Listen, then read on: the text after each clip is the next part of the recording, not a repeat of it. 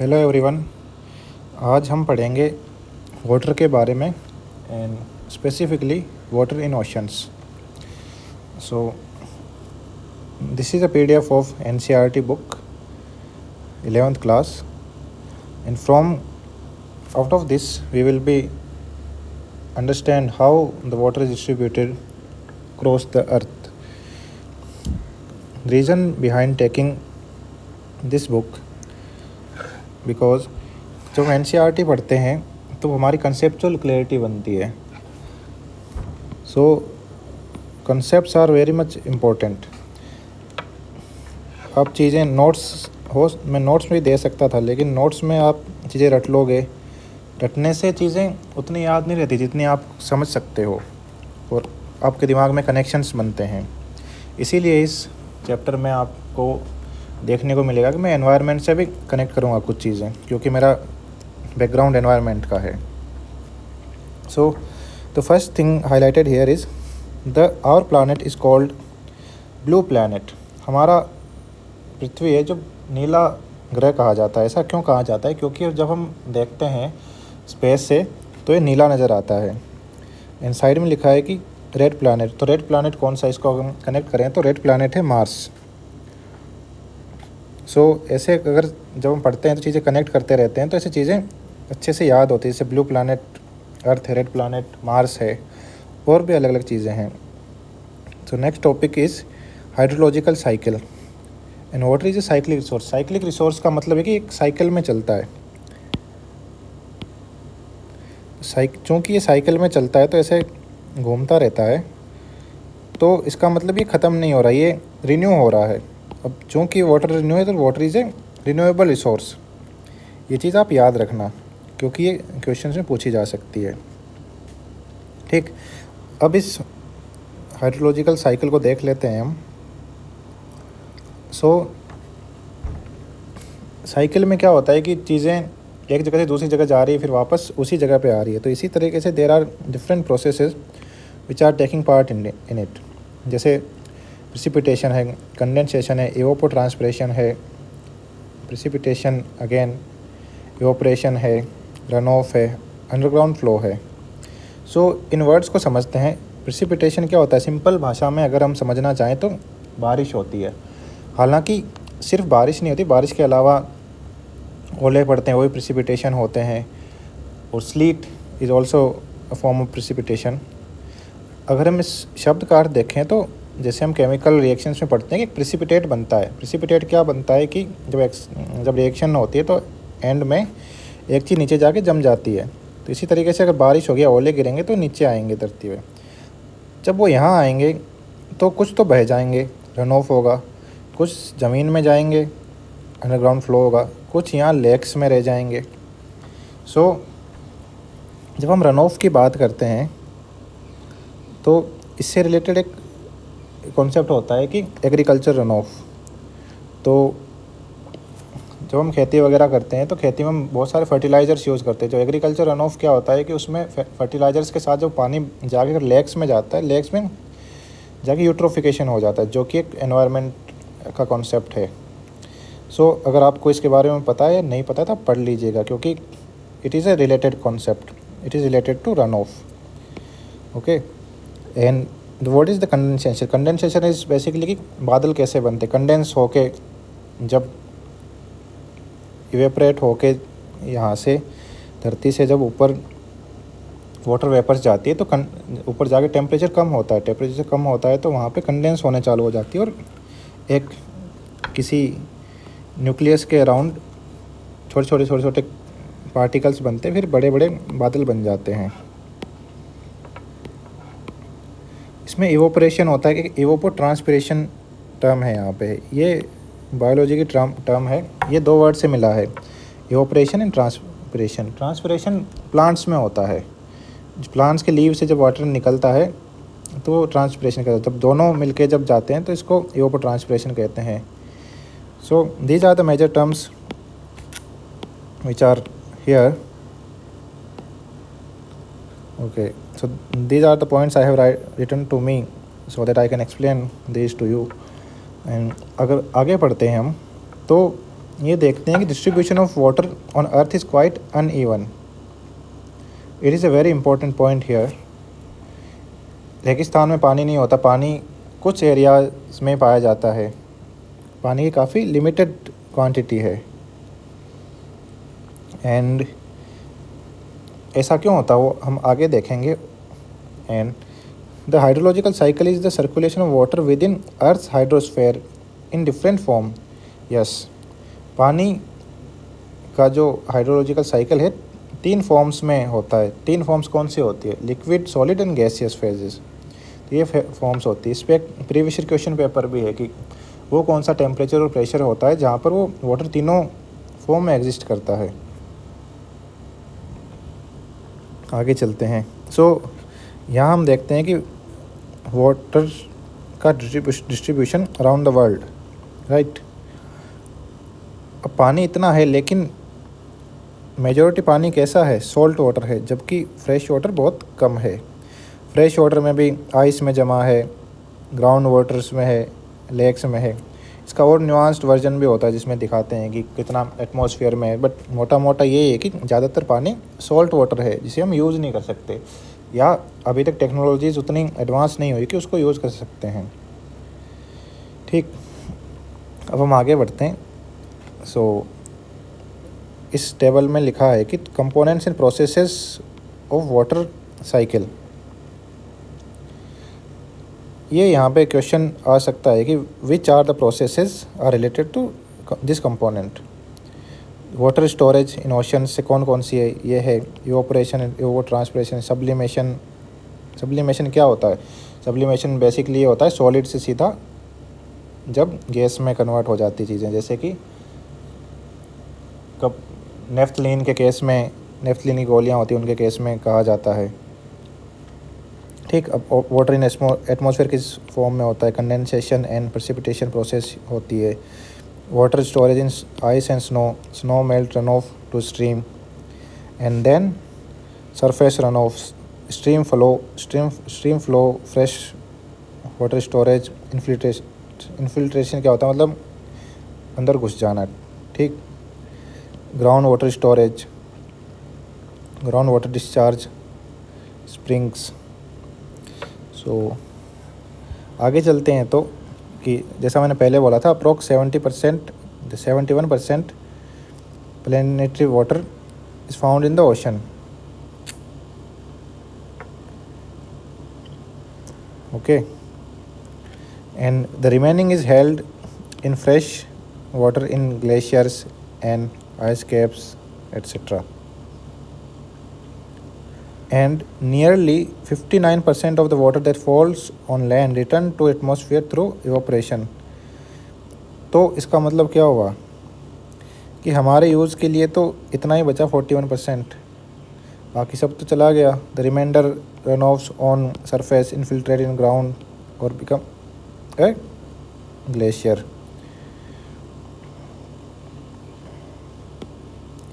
It is to be noted that the renewable water on earth is constant while the demand is increasing tremendously. Yes, water renew तो हो रहा है लेकिन इसका मतलब ये थोड़ी है कि वाटर की क्वांटिटी बढ़ी, वाटर तो उतना ही है, तो वाटर स्ट्रेस बढ़ रहा है। And this leads to water crisis in different parts of world spatially and temporally. तो these are two important points here. Spatially क्या होता है? स्पेशली का मतलब होता है कि वो जगह से रिलेटेड होता है कि क्राइसिस जो है अलग अलग जगह पे अलग अलग तरह की क्राइसिस हो सकती है। जैसे राजस्थान में जहाँ रेगिस्तान ज़्यादा है तो वहाँ पानी है नहीं, water crisis already existing there. It is an example of place, spatial example of. जबकि टेम्पोरल की बात अगर हम करें तो बारिश कब, टाइम से रिलेटेड ये चीज़ होती है कि कब बारिश होती है कब नहीं होती है। फॉर एग्ज़ाम्पल तमिलनाडु में सर्दियों में बारिश होती है जबकि बाकी टाइम बारिश नहीं होती उतनी। तो इसका मतलब ये है कि जब बारिश नहीं होती तो उस टाइम पे वो क्राइसिस होती है। ठीक, I hope you have understood so far here. So now we will see some of the features of ocean floor. जो ओशन फ्लोर है वो ऊपर से पानी में ढका रहता है, लेकिन उसके नीचे कौन कौन से फीचर्स हैं वो ऊपर नज़र नहीं आते जनरली, तो उसके बारे में पढ़ेंगे। यहाँ एक हाईलाइटेड चीज़ ये है कि अर्थ 5 ओशंस में डिवाइडेड है, Pacific, Atlantic, Indian and Southern ocean and Arctic ocean. So पैसा इज़ ए ट्रिक जो दिखाती डिक्रीजिंग ऑर्डर में दिखाता है। और यहाँ एक ध्यान देना कि आर्कटिक ओशन है, अंटार्कटिक ओशन नहीं लिखा है यहाँ पे, ठीक। और उसके अलावा डिफरेंट काइंड ऑफ सीज होते हैं, बेज होती है, गल्फ्स होती है, एट्सेट्रा होते हैं। एक बार हम इन ओशंस को हम देख लेते हैं। So these are oceans. So this is our Pacific Ocean, this is Atlantic Ocean and this is Indian Ocean. And चूँकि धरती गोल है तो ये पैसिफिक ओशन यहाँ वापस कनेक्ट हो जाता है। And this is southern ocean. जब इंडियन ओशन की हम बात करते हैं तो एक प्रीवियस ईयर क्वेश्चन पेपर है, इसमें ऑस्ट्रेलिया से रिलेटेड है कि ऑस्ट्रेलिया के सदर्न पार्ट में कौन सा ओशन है। तो मैंने अटैम्प्ट किया था, तब मैंने सदर्न ओशन लगा दिया था, बट फिर मैप में देखा तो इंडियन ओशन ही है, इसीलिए मैप देखना ज़रूरी है। ऊपर आर्कटिक ओशन है,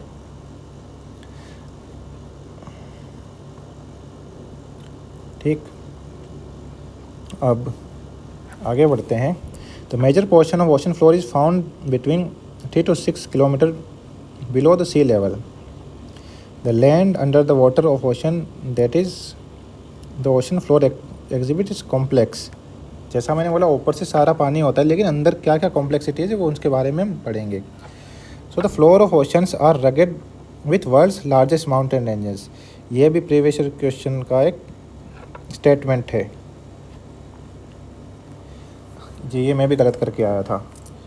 तो वर्ल्ड्स लार्जेस्ट माउंटेन, मुझे लगा कि धरती के ऊपर ही होगी, हालांकि धरती के ऊपर नहीं है, धरती के नीचे है। तो सबसे लार्जेस्ट माउंटेन कौन सा है? मोना किया इन हवाई, जो कि वॉल्केनिक माउंटेन्स हैं। दीज फीचर आर फॉर्म्स कैसे, इफ जब हम फीचर्स की बात करते हैं तो कॉन्सेप्चुअल अंडरस्टैंडिंग का पार्ट है कि वाई ज़रूर पूछना होता है कि ये चीज़ हो रही है, क्यों हो रही है। अगर आपको कॉन्सेप्ट अच्छा करना है, अदरवाइज़ आप रटने को रट सकते हो, there is no problem in that. But अगर आप चीज़ों को समझना चाहते हो तो आपको वाई पूछना होता है। तो फीचर्स कैसे बनते हैं, कौन कौन सी चीज़ें फोर्सेज, एक टेक्टोनिक, वॉल्केनिक और डिपोजिशनल प्रोसेस। टेक्टोनिक क्या होती है? टेक्टोनिक प्रोसेसेस में इन्वॉल्वमेंट होता है प्लेट्स का, प्लेट बाउंड्रीज़ का। जैसे प्लेट बाउंड्रीज़ अगर वो टकरा जा रही हैं तो क्या होगा, प्लेट बाउंड्रीज़ अगर दूर चली जा रही है तो क्या होगा। जैसे मिड ओशनिक रिज है, जो अटलांटिक रिज है, वो दूर जा रही हैं, डाइवर्जेंट बाउंड्री है, ठीक है। एंड द वॉल्केनिक, अगर वॉल्केनिक इरप्शंस हो रहे हैं तो वहाँ आइलैंड बन जाते हैं, जैसे कि Hawaiian islands are example of volcanism, जैसा यहाँ लिखा है, ठीक। अब डिपोजिशनल का क्या मतलब है? रिवर्स आती, रिवर्स अपने आप सेडिमेंट लाती, वो रिवर्स क्या बनाती हैं, जो बीचेस हम देखते हैं वो बनाती हैं, कॉन्टिनेंटल शेल्फ बनाती, जिसके बारे में अभी हम पढ़ेंगे। तो ये डिपोजिशनल प्रोसेसेस होती हैं, ठीक। अगर हम ओशन फ्लोर को अगर हम डिवाइड करें तो there are 4 major divisions: continental shelf, slope, deep sea plain and oceanic deeps. इनके बारे में आगे पढ़ेंगे। There are minor relief features also, ridges, hills, sea mounts, guyots, trenches and canyons. सबसे पहले बढ़ते हैं what is continental shelf. Continental shelf is extended margin of each continent occupied by relatively shallow seas and gulfs. ये किसका extended margin है? Extended margin है continent का। Also it is the shallowest part of the ocean which is showing an average gradient of 1 degree or less, मतलब सिर्फ 1 degree का ही gradient होगा। और जहाँ पे ये शेल्फ एंड होता है उसको शेल्फ ब्रेक बोलते हैं। आगे आई थिंक डायग्राम में दे रखा है, सो यहाँ देखिए, this is the continental shelf यहाँ ये अचानक से ब्रेक हो रहा है तो दिस इज़ शेल्फ ब्रेक, यहाँ शेल्फ ब्रेक हो रही है।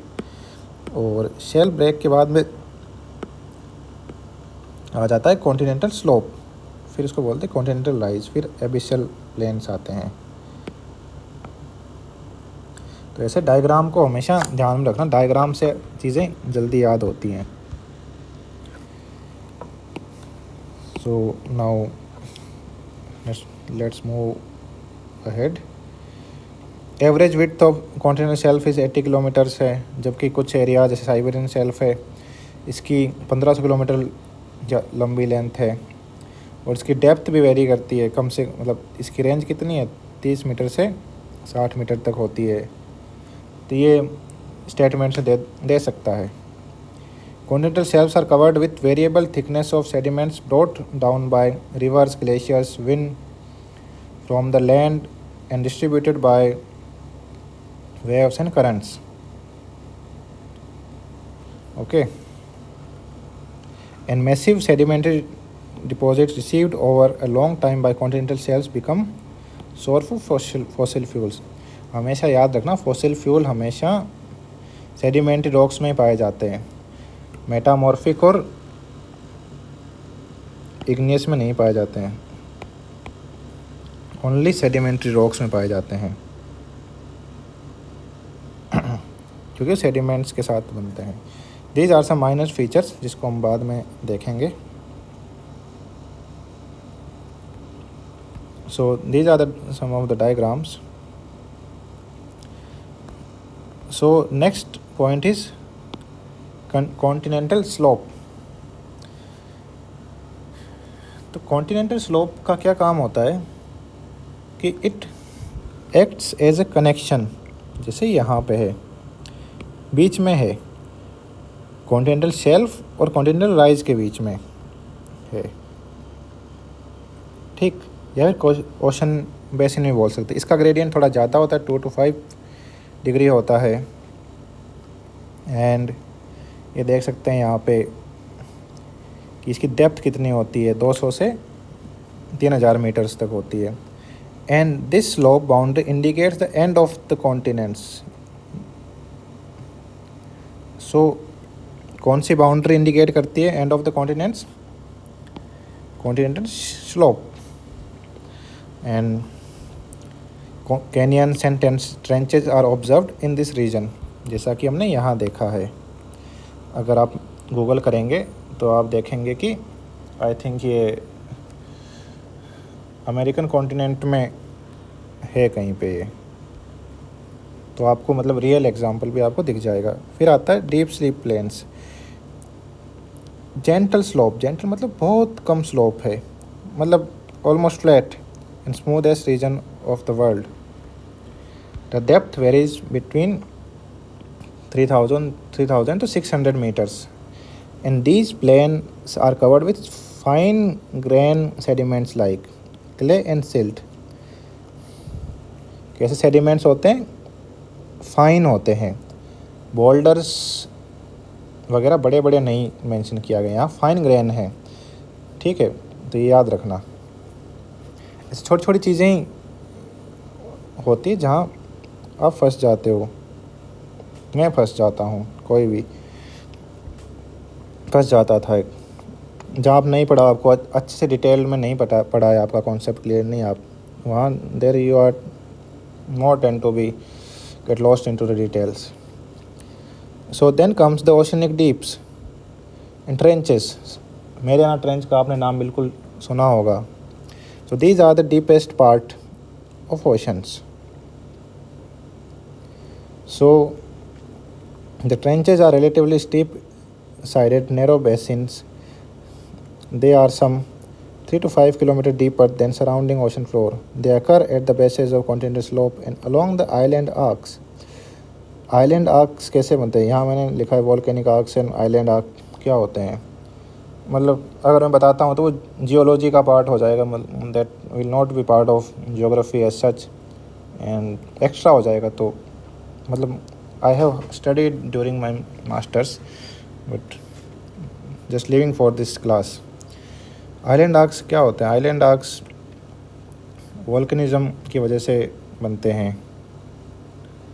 ठीक, हाँ ये लिखा आगे, it is are associated with active volcanism and strong earthquakes.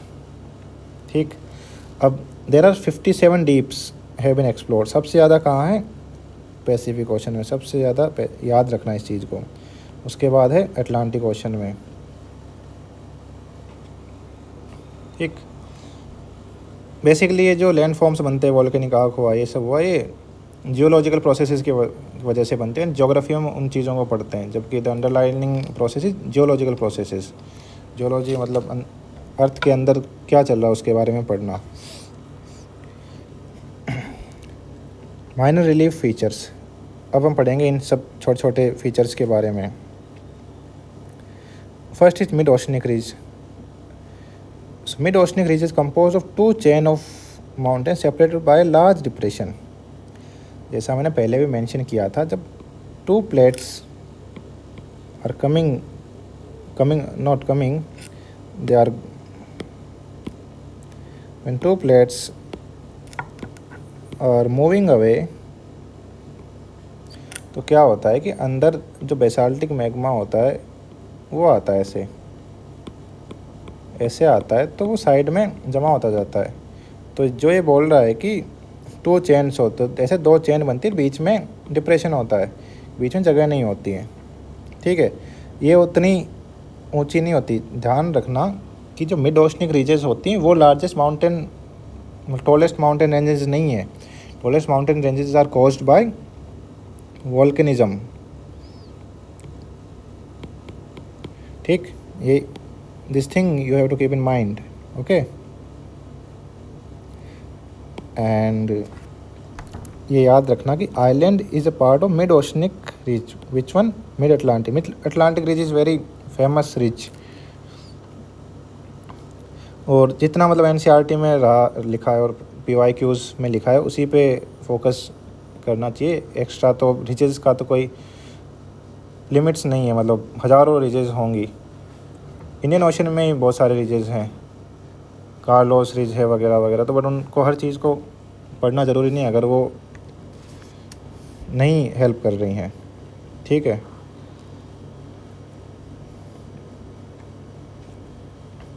Then come seamount. Seamount is a pointed summit rising from sea floor and that does not reach the surface of ocean. Sea mounts are volcanic in origin. हाँ, जैसे मैंने बोला Y पता होना चाहिए। सी mounts क्यों बनते हैं, कैसे बनते हैं, पता होना चाहिए, ताकि आप जब क्वेश्चन करो आपको कॉन्सेप्चुअल क्लैरिटी रहे। ये कितने टॉल हो सकते, इतने टॉल हो सकते हैं। जैसे एम्परर सी माउंट है, इंडियन ओशन में रमन सी माउंट है, right.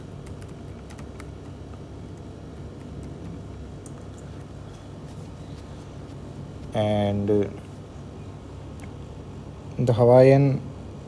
the Emperor Island, which is a extension of Hawaiian Islands. Hawaiian island में हमने एक चीज़ ऊपर देखी है कि सबसे टॉलेस्ट माउंटेन ऑन अर्थ, वो माउंट किया देखा था हमने। यस, माउंट ये रहा। ठीक, अब जो ये फ़ोटो है इनका पार्ट आ जाता है। This is the volcanic out island. Volcano फटा, ये आइलैंड बन गया। फिर टाइम के साथ क्या होता है, सिंक होता है। क्यों होता है सिंक? क्योंकि डिग्रेडेशन होता है, बारिश वारिश होगी, मतलब वेदरिंग होगी तो सेडिमेंट जाएंगे, फिर गोएट बन जाता है। गोएट क्या होता है? फ्लैट ऑन टॉप होता है। एक जगह मैंने लिखा था कि what is the difference between sea mount and guyot. तो गुयोट क्या होता है? फ्लैट होता है। देन उसके बाद यहाँ शैलो वाटर होता है। शैलो वाटर की वजह से बैरियर रीफ्स डेवलप होने लग जाती हैं, कोरल्स आ जाते हैं। कोरल्स क्यों बनते हैं? कोरल्स को मतलब फोटोसिंथेसिस चाहिए होता है कि कोरल्स में जो ऑर्गेनिजम्स होते हैं, एल्गी होती है, जूज एंथेलेट, वो प्रोडक्शन करती है, जिसकी वजह से हम सुंदर सुंदर कोरल्स दिखते हैं। और वो एक स्केलेटन पे होते हैं जो कि कैल्शियम कार्बोनेट का बना होता है, इसलिए रीफ्स रह जाती हैं जबकि वो मर जाते हैं। कोरल ब्लीचिंग के बारे में आप पढ़ सकते हो। Okay, this is the sea mount. It is sharp on the top and the gourd is flat on the top. Okay. So now submarine canyons होती हैं, जैसे कि डीप वैलीज़ होती हैं अर्थ पे। हम जब देखते हैं, जैसे यहाँ लिखा है comparable to Grand Canyon of Colorado River. याद रख सकते हैं कि जो कोलोराडो रिवर की वजह से ग्रैंड कैनियन बनती है। अगर आप ज्योग्राफी के और मतलब चैप्टर्स पढ़ोगे तो एक आता है, कॉन्सेप्ट आता है कैनियन आता है। कैनियन के अलावा एक और कॉन्सेप्ट जैसे कैनियंस आते हैं, कैनियंस में किस तरह के रॉक्स पाई जाती हैं, ये सब कॉन्सेप्ट्स हैं। सो ये याद रखना कि Hudson canyon is the best known submarine canyon in the world. Example आ सकता है ये, मतलब आप जो पढ़ो आप अच्छे से पढ़ो, आपको याद रहे। Basically NCERTs are must. And then moving towards the guyot. Guyot is a flat topped mountain, sea mount. उसका टॉप कैसा फ्लैट है। And it is estimated that more than 10,000 sea mounts in Guyot exist in Pacific Ocean alone. Okay, then move on to atoll. Atoll are low island formed in the tropical ocean consisting coral reefs surrounding a central depression. It may be part of a sea lagoon or sometime form enclosing a body of fresh brackish or high saline water. Atoll देखते हैं, atoll कैसा दिखता है। This is the atoll, जो चारों तरफ बना हुआ है। ठीक है, जो चारों तरफ बना हुआ वो है अटोल। बीच में क्या है, लगून। अब इसने 3 चीज़ बोली यहाँ पे कि फ्रेश वाटर भी होता है, ब्रेकिश वाटर भी होता है और हाईली सेलाइन वाटर भी होता है। सो द सैलिनिटी कैसे किस चीज़ पे डिपेंड करती है जब ओशन को हम सोचते हैं। सैलिनिटी डिपेंड करती है कि कितना वहाँ पे फ्रेश वाटर आ रहा है। अगर फ्रेश वाटर नहीं आएगा तो ऑब्वियस सी बात है इवेपोरेशन होगा। इवेपोरेशन होगा तो क्या बचेगा, सॉल्ट बचेगा। सॉल्ट बचेगा तो पानी खारा ही होगा।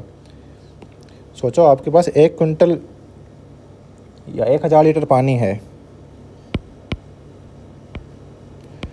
है, उसके अंदर आपने 10 किलो नमक मिला रखा है। जब आपको उसको गर्म करोगे इवेंचुअली क्या होगा, वो पानी और खारा होता जाएगा क्योंकि concentration of salt will be increasing in that. Okay, and now move towards the next topic which is temperature of ocean waters. This section deal with spatial and vertical variation of temperature in various oceans. Okay. Ocean waters get heated up by the solar energy just as land. ये बात सच है कि solar energy से गर्म होता है, but here is a nuance. तो nuance क्या है कि पानी जो है वो देरी से गर्म होता है। क्यों? क्योंकि उसकी स्पेसिफिक हीट कैपेसिटी ज़्यादा होती है। पानी धीरे धीरे गर्म होता है, जबकि लैंड जल्दी गर्म होता है, जल्दी ठंडा भी हो जाता है। जैसे यहाँ लिखा है the process of heating and cooling of oceanic water slower then land. तो ये इसीलिए हम ग्लोबल वार्मिंग को इतना वो कर रहे हैं कि ओशन वाटर गर्म नहीं होना चाहिए। एक बार गर्म हो गया फिर वो ठंडा नहीं हो पाएगा। 1 डिग्री भी बहुत मैटर करता है।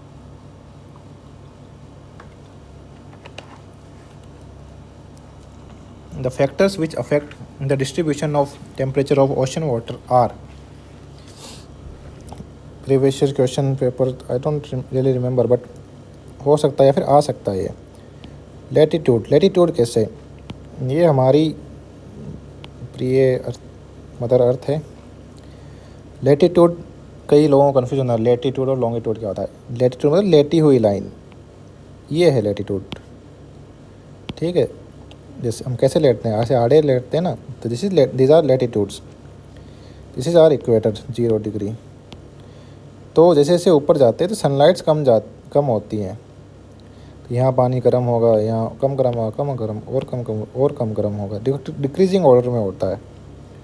So the temperature of surface water decreases from equator towards the poles because the amount of insolation क्या है, द इनकमिंग सोलर रेडिएशन। अगर आपके एग्ज़ाम में ये वर्ड आ जाए इंसोलेशन तो घबराना मत, क्योंकि आपने पढ़ा है।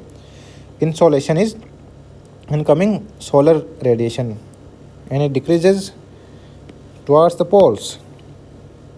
Okay, and then unequal distribution of land और वाटर। जैसा कि मैंने बोला कि पानी धीरे गर्म होता है, लैंड जल्दी गर्म होता है, लेकिन लैंड के अगर चूँकि लैंड जल्दी गर्म होता है तो उसकी गर्मी भी तो पानी के साथ आएगी, ठीक है, जैसे कॉन्टैक्ट लिखा है, ठीक। कॉम्प्लेक्स वर्ड में चीज़ें लिखी होती हैं, लेकिन आप सिंपल वर्ड में समझोगे तो you will remember for long. I don't come from a geography background, I come from science background. Still, it took me long time to understand the NCERTs, but once you understand, and then it stays with you for long. Prevailing wind.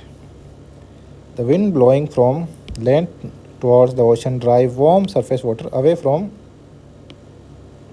the coast. तो देखो दोस्तों, ये है हमारा ocean, ठीक है। एक रुको, मैं दूसरा कलर यूज़ करता हूँ। ये वेट अ मिनट, ये है हमारा प्री ओशन एंड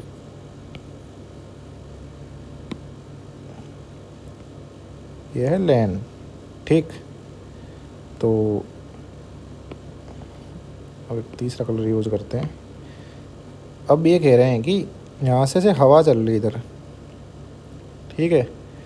हवा से क्या होगा कि वो ओशन वाटर होगा, दूर जाएगा, इधर जाएगा, दूर जाएगा, जगह बनेगी, यहाँ पे जगह बनेगी तो क्या होगा, नीचे से पानी आएगा। नीचे से पानी कौन सा आएगा, कोल्ड वाटर आएगा। अप वेलिंग क्या है, अप मतलब ऊपर की तरफ, वेलिंग, वेल क्या होता है, कुआं, मतलब ऐसे ऊपर पानी आएगा, ठीक। तो ऐसे साइकिल चलता रहेगा। It result into the longitudinal variation of temperature contrary to this, the onshore winds pile up warm water near the coast and this raises the temperature.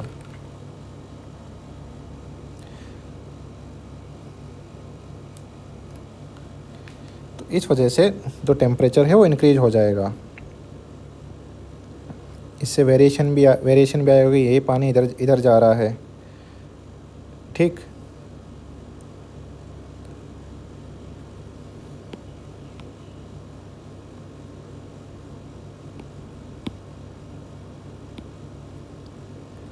and this raises the temperature.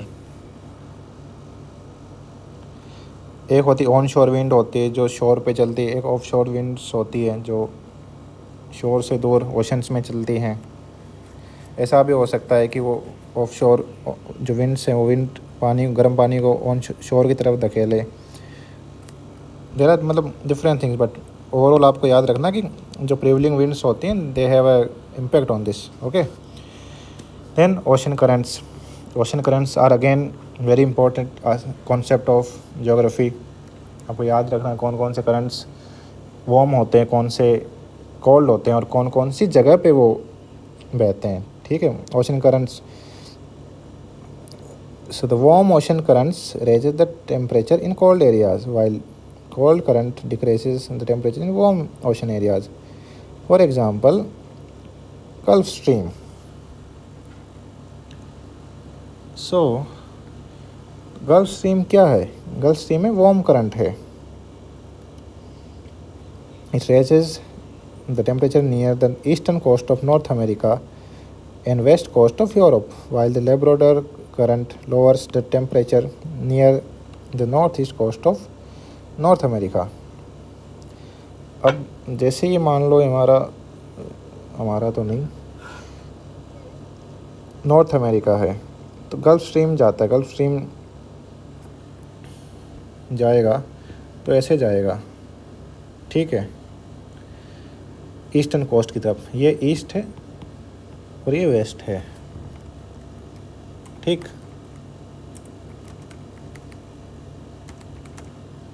अब and then there is a Labrador current. Labrador current कहाँ से आ रहा है, वो ऊपर से आ रहा है। एंड लेब्राडोर करंट कैसा है, वो ठंडा करंट है। ठंडे को डिनोट करते हैं क्या, ब्लू से। तो ये आ रहा है, ये दोनों आपस में यहाँ मिलेंगे तो टेम्परेचर चेंजेस हो गए। जैसे कि ये यहाँ से गर्म जा रहा है तो ठंडे एरिया को गर्म करेगा, ये ठंडा आ रहा है तो गर्म एरिया को ठंडा करेगा। और जहाँ ये दो ऐसे जगह मिलती हैं वो फ़िशिंग जोन्स होते हैं कि यहाँ से फ़िशेज आ रही हैं, यहाँ से फ़िशेज आ रही है, और बहुत सारी फ़िशिंग होती है बेसिकली वहाँ पे। ऐसा ही एग्ज़ाम्पल है, क्या कहते हैं, जापान के कोस्ट पे, वहाँ पे ओयोशियो करंट एंड कुरोशियो करंट दो होते हैं। ये आपस में, ओयोशियो करंट जो है ठंडा करंट है, कुरोशियो करंट है वो वार्म करंट है। तो ये भी it also forms a fishing zone. Okay, all these factors influence the temperature ocean current locally. The enclosed sea in the low latitude record relatively higher temperature than the open seas, whereas the enclosed sea in high latitude have lower temperature than open sea. Again, why? पूछो why ऐसा क्यों होता है? जब लो latitude क्या थे, जैसे अभी हमने अर्थ बनाई थी, मिटा दी, 0 डिग्री थी, यहाँ के आसपास वाले कम होंगे क्योंकि यहाँ इंसोलेशन ज़्यादा आ रहा है भाई, ज़्यादा इंसोलेशन आ रहा है तो ये गर्म होंगे। जबकि हाई लैटिट्यूड क्या है, हाई लैटिट्यूड में इंसोलेशन कम आ रहा है तो ठंडे हो गए। सिंपल सी बात ये है, just basic common sense once you get the concept. Then horizontal and vertical distribution of temperature. The temperature depth profile for the ocean water shows how the temperature decreases with the increasing depth. क्या कह रहा है, temperature decrease होता है जब depth increase होती है। ठीक, अब इसका डायग्राम होगा आगे। हाँ, ये रहा। तो ये टेम्परेचर है इस पे एक्स एक्सिस पे, और वाई एक्सिस पे है डेप्थ। जैसे जैसे टेम्परेचर बढ़ रहा है, लेकिन कहाँ है ये, जब depth is not that much. जबकि यहाँ देखो, डेप्थ देख रहे हो, यहाँ क्या टेम्परेचर कम हो रहा है। क्यों कम होता है, हालांकि ऊपर लिखा होगा तो उसी के साथ बता देता हूँ मैं आपको। Then the profile shows a boundary region where the surface water of ocean, the boundary usually begins around 10 to 4 मतलब 100 to 400 meters below the sea surface and extends several hundred meters downwards. Okay, the boundary region from where there is a rapid decrease of temperature is called thermocline. ये बहुत important चीज़ है। Thermocline क्या होती है, जब अचानक से टेम्परेचर कम होने लग जाता है, ये है थर्मोक्लाइन। देख रहे हो, इतनी सी डेप्थ में, अप्रोक्स 500 मीटर्स की डेप्थ है, अगर इसको देखा जाए इन दोनों के बीच में, इतना वेरिएशन आ गया। मान लो 22 मान लिया, 22 से लेके अप्रोक्स मान लो 5 डिग्री तक, बहुत वेरिएशन नहीं आ गया है, इसको थर्मोक्लाइन बोलते हैं। तो ऐसे और भी वर्ड्स होते हैं जो क्लाइन होते हैं, मतलब उसमें वो होता है रैपिड चेंज होता है। जैसे और भी होते हैं, मतलब अभी I want mention about that. एक जहाँ पे डेंसिटी चेंज होती है, जहाँ पे क्या कहते हैं कार्बोनेट नहीं पाए जाते हैं, तो ये और भी चीज़ें हैं। तो ये क्लाइन वाले वर्ड्स ध्यान रखना। About 90% of total volume water is found below the thermocline. कितना percent, 90%। In this zone temperature approaches 0 degree Celsius. ठीक, क्यों होता है, बेसिकली ऊपर है, ऊपर धूप आ रही है, पानी गर्म होगा, नीचे धूप नहीं आ रही, पानी गर्म नहीं होगा, सिंपल एज दैट। ठीक, temperature structure of ocean over middle low latitudes can describe a 3-layer system, first, second and third. Top layer of ocean water is about 500 meters, temperature ranging between 20 to 25. This layer within tropical region present throughout the year, but in mid latitude it develop only during the summer. Okay, ऐसा क्यों है, जैसे धरती घूमती है तो summer में क्या होगा कि उस टाइम इंसोलेशन ज़्यादा होगा, इसलिए वहाँ पे लेयर एग्जिस्ट करती है। धरती फिर अपनी जगह पे घूमती है, सन के अराउंड भी घूमती है, उस वजह से मौसम बनते हैं, है ना, इसलिए। तो दीज आर मतलब ऐसे बेसिक चीज़ें पता होनी चाहिए ना। Next is second layer called thermocline, ये थर्मोक्लाइन होती है जो भी हमने देखी है। कितनी जनरली डेप्थ होती है इसकी 500 मीटर्स टू 1000 meters. Third layer is very cold and extend up to deep ocean floor. हाँ, थर्ड लेयर थर्मोक्लाइन के बाद तो सब कुछ ठंडा ही ठंडा है, ज़्यादा वेरिएशन नहीं है। अब आती है एक important, in Arctic and Antarctic circles, circles मतलब कि जो लेटीट्यूड्स अराउंड है, तो surface water is already close to zero. जब भाई ज़ीरो से क्लोज आसपास है तो और कितना कम हो जाएगा, तो कम होगा नहीं। तो इसका मतलब क्या है, एक ही लेयर एग्जिस्ट करेगी जो कि थर्ड लेयर एग्जिस्ट करेगी। यहाँ क्वेश्चन बन सकता है, बोल देगा कि भाई वहाँ अंटार्कटिक में, आर्कटिक में 2 लेयर पाई जाती हैं, आर्कटिक में 3 लेयर पाई जाती हैं, इक्वेटर पे 1 लेयर पाई जाती है। ऐसे कंफ्यूज करने के लिए बोल देगा। या फिर एक ऊपर जो हमने बोला था कि विंटर्स, जैसे समर्स में बोला है, समर की जगह वो भाई विंटर कर देगा। इतना ही है, ठीक। नहीं, आगे देखते हैं। These are some nuances. 0.5 degree पर लैटिट्यूड है। The rate of decrease of temperature generally 0.5 degree, but ऐसा कोई हार्ड एंड फास्ट रूल नहीं है, मतलब जनरली कहा जाता है, ठीक है। मान लो क्वेश्चन में लिख दे एग्जैक्टली बोल दे, तो क्वेश्चन वो स्टेटमेंट्स होते हैं ना कि इज़ दिस ट्रू और इज़ दिस नॉट ट्रू। अगर एग्जैक्टली बोल दे तब उसको गलत करके आना, क्योंकि एग्जैक्टली नहीं है, जनरली बोला है। जनरली मतलब अमूमन ऐसा ही होता है, लेकिन ऐसा नहीं हर बार ऐसा ही होता है। एक्सट्रीम वर्ड से थोड़ा ध्यान, एक्सट्रीम वर्ड एंड एक्सट्रीम चीज़ों, एक्सट्रीम लोगों से ऐसे बच के रहना चाहिए, ठीक। The oceans in the northern hemisphere records relatively higher temperature than in southern hemisphere।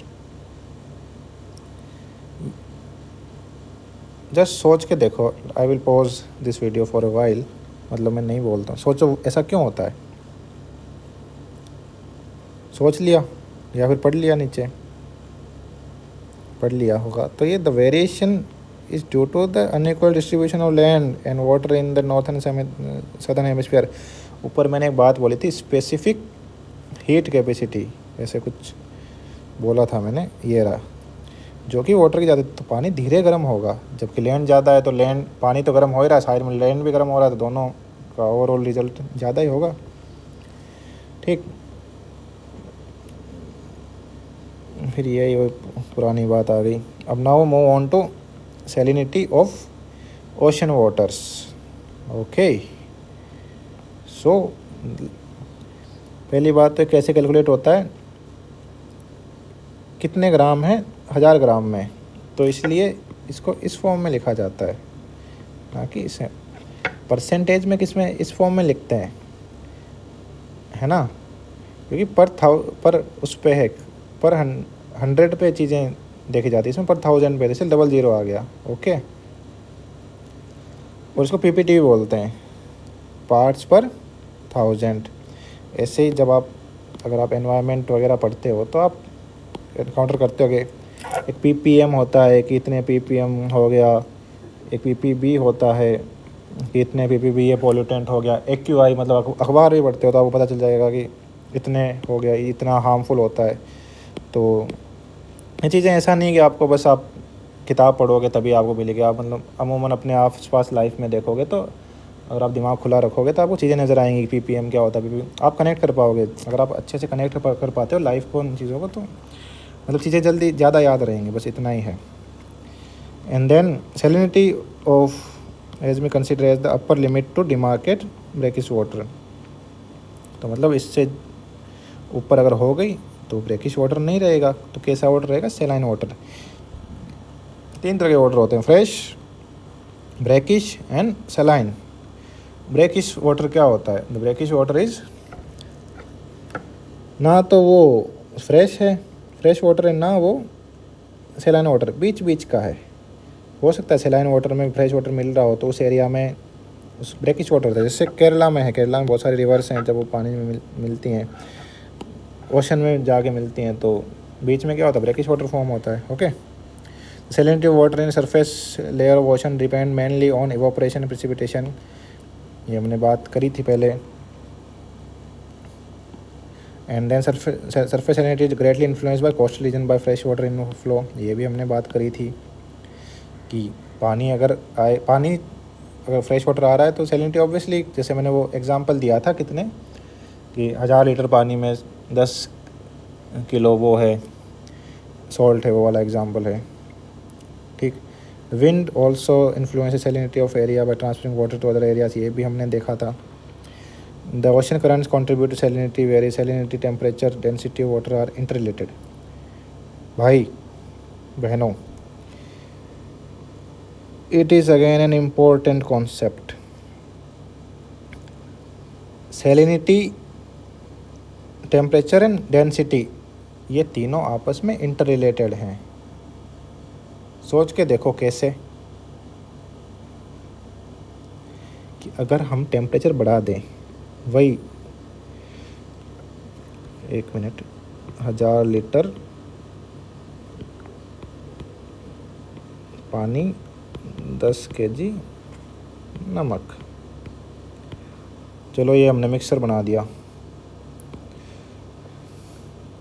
Science पढ़ोगे तो पता चलेगा कि क्या कहते हैं होमोजीनियस मिक्सचर, ये सब तो कनेक्ट कर सकते हो अगर आपको याद हो तो.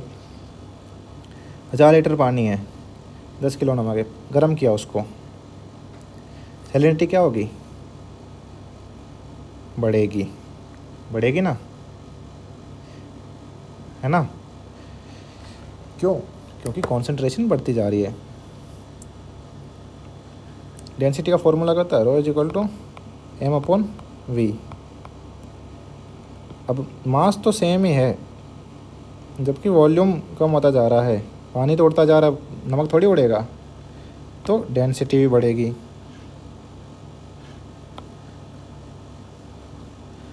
आ गया समझ में? Okay. Hence, any change in the temperature or density influence the salinity of water in the area. यहाँ जैसे ही ऐसे क्वेश्चन, अगर आप अपने आप से भी अगर आप NCERT पढ़ रहे हो, जब आपको लगे कि ये क्या है समझ में नहीं आ रहा, आप गूगल कर लिया करो, चैट GPT कर लिया करो कि भाई why the hell is this happening? So you should always know about that. Okay.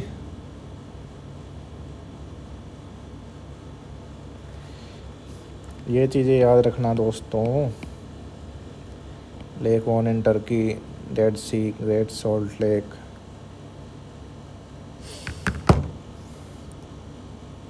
मतलब ऐसे एग्जैक्टली नहीं पूछ लेगा, but these are some of the highest salinity water bodies, right. अब दोस्तों just move on to the next page. Horizontal distribution of salinity. एक vertical cell पढ़ लिया हमने, हॉरिजॉन्टल पढ़ते हैं. ठीक. अब जैसे कि यहाँ देखो एक चीज़, ये हमारी जा रही है इक्वेटर. यहाँ देखो, यहाँ सैलिनिटी कब से सबसे ज़्यादा कहाँ है? इक्वेटर के आसपास है. सॉरी सैलिनिटी नहीं, टेम्परेचर है जो हमने ऊपर बात करी थी. ठीक. जैसे जैसे ऊपर जाते हैं टेम्परेचर कम होता जाता है. तो हमने एक ऊपर बात करी थी कि near Arctic circle and Antarctic circle एक ही लेयर होती है. क्यों होती है? ऊपर ही 0 डिग्री चल रहा है ना.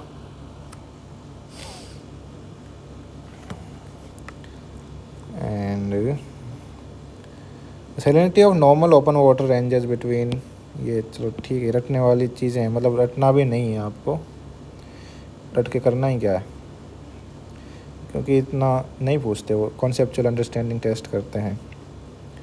स्टिल आपको याद रहे तो अच्छी बात है.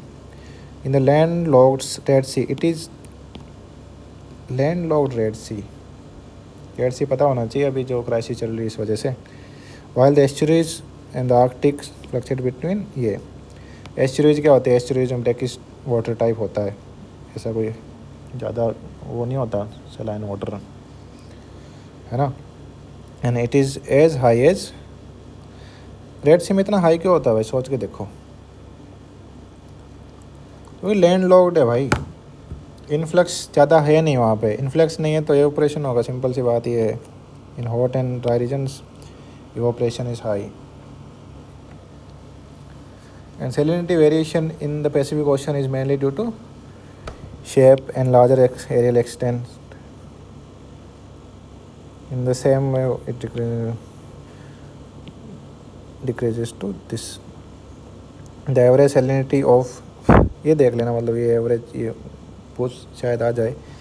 The highest salinity is recorded between these are the latitudes. नीचे देखो दे रखा है, सरफेस सैलिनिटी दे रखी है, ये 36 सबसे 36 है या 37 है, ठीक। And gradually decrease towards the north, क्योंकि नॉर्थ में एवोपरेशन इतना है नहीं। The North Sea in spite of its location in high latitude records high salinity due to more saline water brought by the North Atlantic drift. Ocean current है, Google search करोगे तो आपको दिख जाएगा। ये गल्फ स्ट्रीम से ही आगे जाता है, गल्फ स्ट्रीम ऐसे आता है, गल्फ स्ट्रीम से आगे जाता है, नॉर्थ सी में मिल जाता है, फिर यहाँ पे सैलाइन वाटर ले आता है वो। जबकि बाल्टिक नेशंस कौन कौन से, एस्टोनिया है, लातविया है, एंड आई थिंक लिथुआनिया और है। यहाँ पे इतना नहीं है, क्यों? क्योंकि नदियाँ आती हैं, नदियाँ फ्रेश वाटर लाती है। मेडिटेरियन सी हाई सैलिनिटी क्यों है? हाई एवोपरेशन है। वेरिलियन ब्लैक सी क्यों? वहाँ वापस वही influx of rivers. The average salinity of Indian Ocean is, ये याद रखना है, अपना इंडियन ओशन है तो this is how much it is. The salinity trend is observed in the Bay of Bengal. वही बात है कि रिवर इन्फ्लिक्स है, इस वेरी मतलब नॉट इतना वो नहीं है। Vertical distribution of salinity, vertical distribution temperature से रिलेटेड होता है, तो आइडिया लगा के देखो क्या होता है, बाकी हम देखते हैं आगे। Salinity at surface increases by loss of water due to ice और evaporation, decreases by the input of fresh water such as river.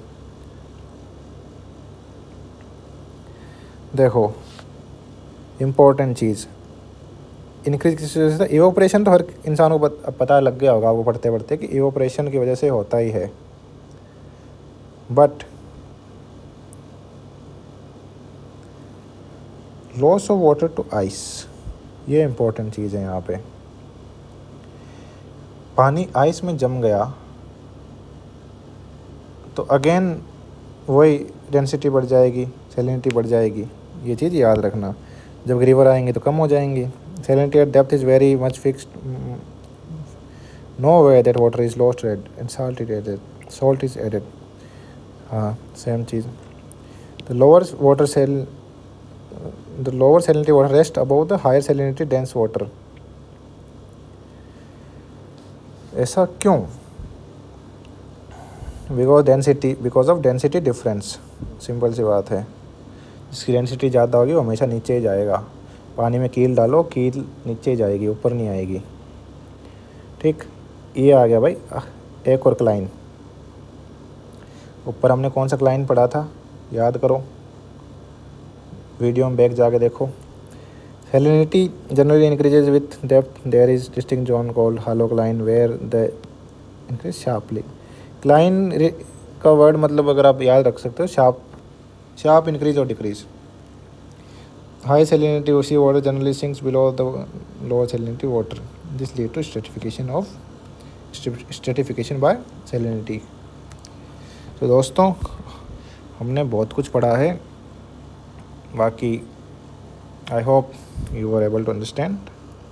देखो लेक्चर देखने से ना चीज़ें समझ में आती है, लेकिन याद हो जाएंगी कोई गारंटी नहीं है। अब लंबे समय तक याद रहेगी, लंबे समय तक चीज़ याद रहती है एक चीज़ से, वो है एक्टिव रिकॉल।